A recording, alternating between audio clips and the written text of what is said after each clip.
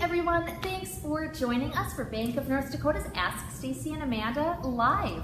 We are live every single Tuesday, most of the time at 2:30. So make sure you give us a like and follow us so that you know every time we go live to stay up to date with the most current information about the Bank of North Dakota. And especially with the summer coming up, we have some pretty exciting series coming up and videos planned out for the summer. So you don't want to miss those. I know it gets busy. And like always, remember, if you have any questions, make sure you leave them in the comments below. If it's something a little more private that you want to ask us, go ahead and send us a direct message and we'll get back to you a little bit later with that. So today we are at the University of Jamestown with Dr. Paul Olson, who is the Provost here at the University of Jamestown. And we are going to be talking about the value of a liberal arts education. So before we dive into that, Provost, Dr. Olson, can you tell us what that is? Some colleges have them, some don't. So, absolutely. The Provost is the Chief Academic Officer of a university and oftentimes oversees the student life and student development sides of the university as well. So here at UJ, I oversee all of our academic departments as well as the library, the registrar's office, career services, experiential ed, as well as overseeing student life. awesome. Too. So I get my hands in a lot of different Yeah, ways. you wear a lot of different hats. So Yes, yep, every day brings something new. Oh, I'm sure. That's exciting.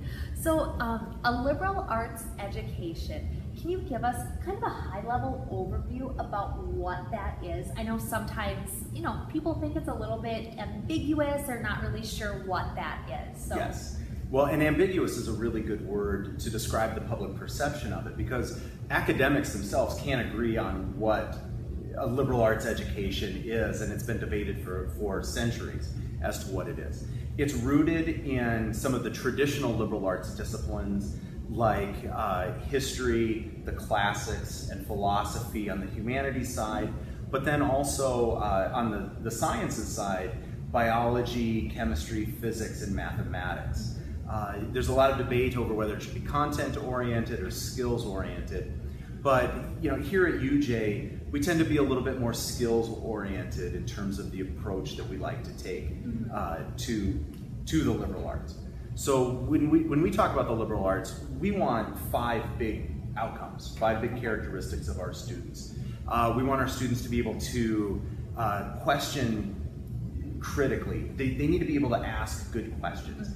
They should be able to watch the news on television or read a paper and be able to really question what they're reading seriously at a very deep level. We want them to be able to then think logically so that they can try to come up with solutions to the questions that they're asking, or at least find good information about the questions that they're asking without having a lot of internal inconsistencies in their thinking or contradictions in their thinking. We want them to be able to be creative in the way that they act, whether that's creativity in the fine arts, creativity in the world of athletics, or just creativity in the way that they think, to be able to come up with new and innovative ideas. Asking those big what-if questions. What if I tried this thing this way? Absolutely, that's what we want our students to do, and our alumni to do for their entire life.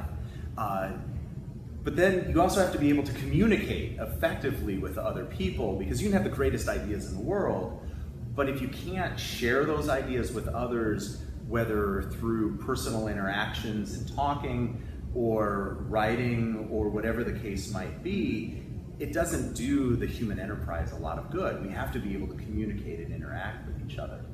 And then finally, it's important for us to make sure that all of our students are leading ethical lives. We want them to be people of great integrity and to really have a solid ethical and moral compass to base their decisions in their life on. Absolutely. So now that we kind of talked about the 5 pillars, and we'll talk about these, again, in some capacity with the benefits of pursuing the liberal arts education. So a lot of times, sometimes students get really pigeonholed into their education. Like, you learn how to be an accountant, and those are the skills that you learn. You fit into this box. But with a liberal arts education, as an accountant, for example, the students will learn not only those skills, but they'll learn a lot of other well-rounded things and ethical things. So, you know, they know that it's wrong now to embezzle money.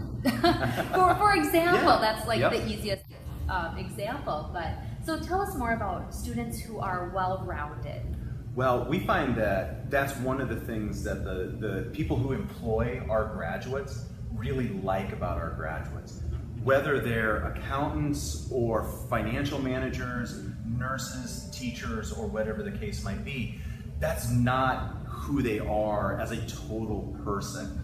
You know, they love that our financial management majors are able to graduate and then go talk to clients about any number of issues, whether it's their passion for, you know, geology or birds or sports or whatever the case is.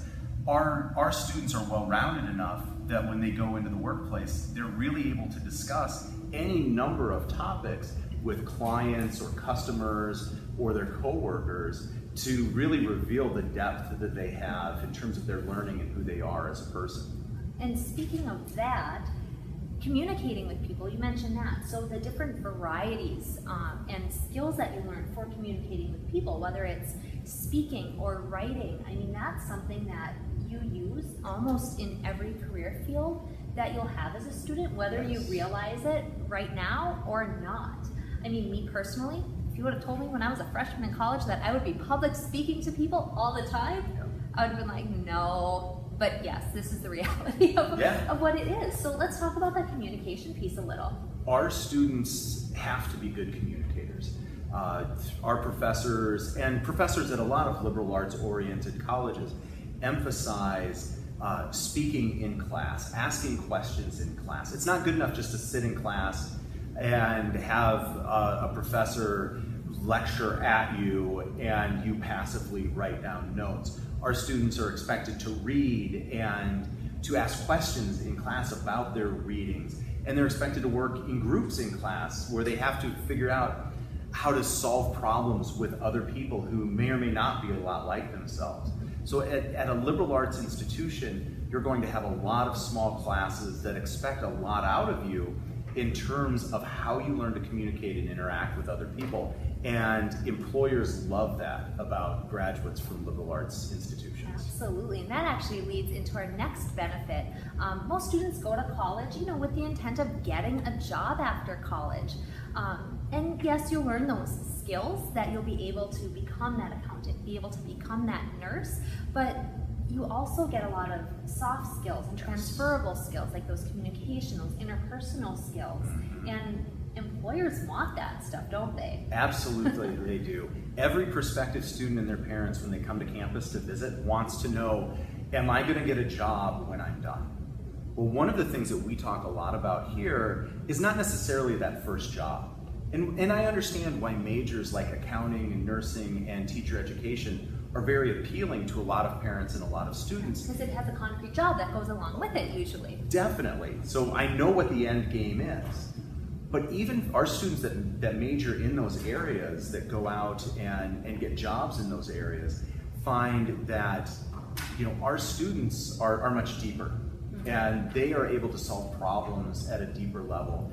And then when they're ready to be promoted and now have to start supervising people and not just doing the job, or when they decide, I want a career change, I want to go in a little bit different direction, like most Americans actually do end up working in a job that's not connected to their major. Yeah, because what's the stat now? You know, so many students end up changing their major 2 or 3 times in college, and most working adults will have X amount of careers over their working life. Yes. So, I mean, developing those base foundation skills that will be transferable over the course of your working life is super important, and it sounds like those are things that liberally educated folks get. That's exactly what they get. They don't have to go back and get additional training to move into their next career because they have the skills and the ability to pick up on what they need in that new career.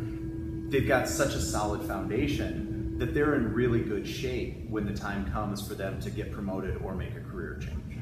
And speaking of, that goes into our next benefit, is that your career path can be really flexible with a liberal arts education, and it allows you to really follow your passion. Those of you who've been watching for a while, you know that I started off in one thing and changed my major fall of my senior year. Well, my degree is actually a Bachelor of Arts in the liberal arts, so that's what my actual diploma says. So, I mean, yeah, you can really follow your passion, which mine is higher education in general. I was going to be a music teacher.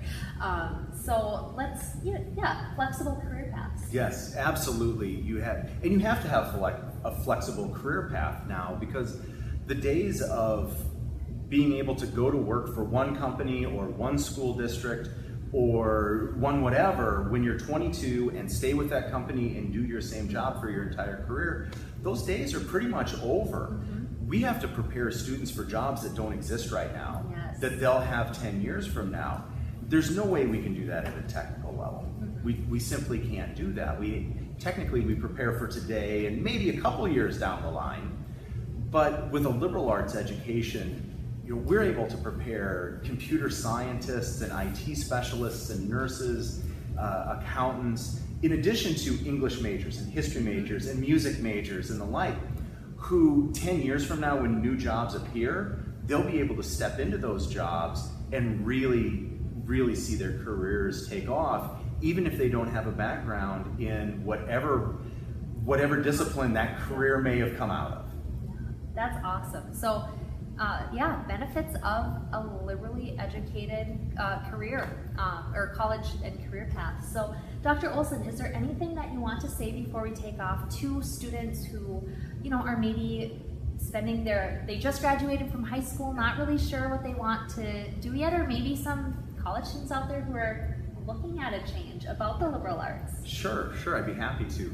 The biggest piece of advice I would have is don't be afraid of a major in a traditional liberal arts area, whether it's history or English or biology or chemistry. Just because the discipline doesn't have that really crystal clear end job at the end, doesn't mean that jobs aren't going to be out there. That once you get your foot in the door at a business or a nonprofit or an educational institution, you're going to have the skills that you need to really excel. And so I understand why parents and grandparents and students are afraid sometimes to major in certain areas. My mom was. Oh yes, mine was terrified. Yes. Terrified. What do you do with a history major or a master's degree in religious studies? My parents were terrified. Mm-hmm. But it gives you such a great base of skills, whether it's communication or critical thinking, or whatever the case might be, that you're able to do a lot of things and go on and lead a very, very successful life, even if at the beginning it looks a little scary and the career path isn't crystal clear. Yeah, so awesome. Well, that is great advice. Thank you, Dr. Olson, for letting me interview you today. Thank you to the University of Jamestown for letting us host on your campus. And don't forget, make sure you turn on those live notifications. We will be live on Friday because it's 5 to 9 Day in Bismarck, which is our big college Save event. So make sure to tune in on Friday. If you have those live notifications turned on, you'll get a notification when James goes live. And then Stacy will be back next Tuesday to discuss how to accept your Dollars for Scholars scholarships if you were a scholarship recipient this year, and you definitely don't want to miss that. It's an instructive video. It'll give you a great step-by-step on how to do that. So as always, thanks for joining us, and we'll see you next time.